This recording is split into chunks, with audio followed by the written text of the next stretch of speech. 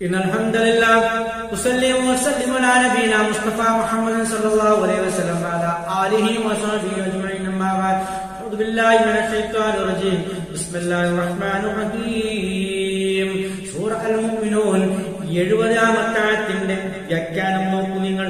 അംയഖൂലൂന, അവർ പറയുകയാണോ, നോക്കൂ, അല്ലെങ്കിൽ അവർ പറയുകയാണോ, അദ്ദേഹത്തെ കൊണ്ട് ജിന്നത്തുൽ ഭ്രാന്തൻ എന്ന് പറയുകയാണ്. മുഹമ്മദ് മുസ്തഫ സല്ലല്ലാഹു അലൈഹി വസല്ലമക്ക് ഭ്രാന്താണെന്നാണോ നിങ്ങൾ പറയുന്നത്? അതും അവർ പറഞ്ഞിട്ടുണ്ട്. അദ്ദേഹത്തിന് ഭ്രാന്ത് പിടിച്ചിട്ടാണ് ഈ കാര്യങ്ങൾ പറയുന്നത്.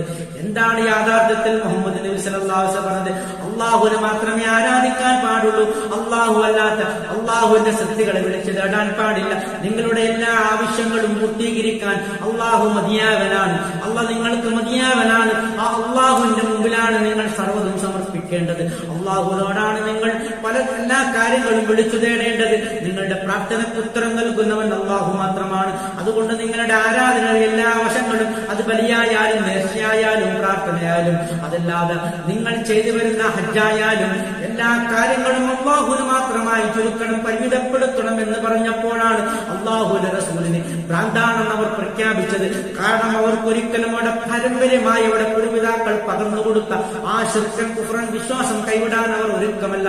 അള്ളാഹുവിന്റെ സൃഷ്ടികൾ അള്ളാഹുവിലേക്ക് അടുപ്പിക്കുന്നവരാണെന്നും അള്ളാഹുവിലേക്ക് ശുപാർശ ചെയ്യുന്നവരാണെന്നും, അതുകൊണ്ട് അള്ളാഹുവിന്റെ സൃഷ്ടികളെ പ്രീതിപ്പെടുത്തണം, അവർക്കും ബലിയെറുക്കണം, അവിടെ പേരും നേർച്ചയാക്കണം, അവരോടും പ്രാർത്ഥിക്കണം എന്നതാണ് മക്ക മുശ്രിക്കുകളുടെ വാദം. നോക്കൂ നിങ്ങൾ, ഈ രൂപത്തിൽ ഏത് കാലത്ത്, ഏത് ദേശക്കാരായി, ഏത് പ്രദേശക്കാരായി, ഏത് മുസ്ലിമീങ്ങളായാലും മുഅ്മിനീങ്ങളായാലും ഏത് മതക്കാരായാലും ഈ രൂപത്തിൽ പ്രവർത്തിച്ചു കഴിഞ്ഞാൽ അത് ശിർക്കും കുഫ്റും തന്നെ എന്നാണ് ഖുർആൻ വ്യക്തമായി പറയുന്നത്. നോക്കൂ നിങ്ങൾ, പക്ഷേ അല്ലെങ്കിൽ അവരുടെ അടുത്തേക്ക് അദ്ദേഹം വന്നത്, മുഹമ്മദ് മുസ്തഫ സല്ലല്ലാഹു അലൈഹി വസല്ലം വന്നത് ബിൽ ഹഖ്, യാഥാർത്ഥ്യവും കൊണ്ടാണ്. അതാണ് വിശദീകരിച്ച് ലാ ഇലാഹ ഇല്ലല്ലാഹ് കൊണ്ടാണ് വന്നത്.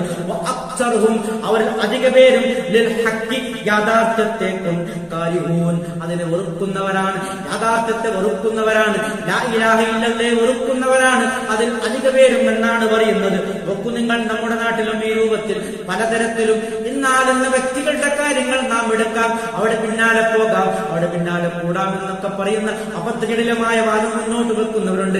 അവരൊക്കെയും ഖുർആനിന്റെയും തിരുസുന്നത്തിന്റെയും ബാധയിലേക്ക് തിരിച്ചു വരേണ്ടത് അനിവാര്യമാകുന്നു. അല്ലാതെ അവരൊന്നും നമ്മെ കൈപിടിക്കാനോ രക്ഷപ്പെടുത്താനോ മത്സരയിൽ വരികയില്ല. ഒരിക്കലും അതിനൊന്നും അനുമതി അല്ലാഹു കൊടുക്കുകയില്ല. ആഖിറു ദഅവാനാ അൽഹംദുലില്ലാഹി റബ്ബിൽ ആലമീൻ.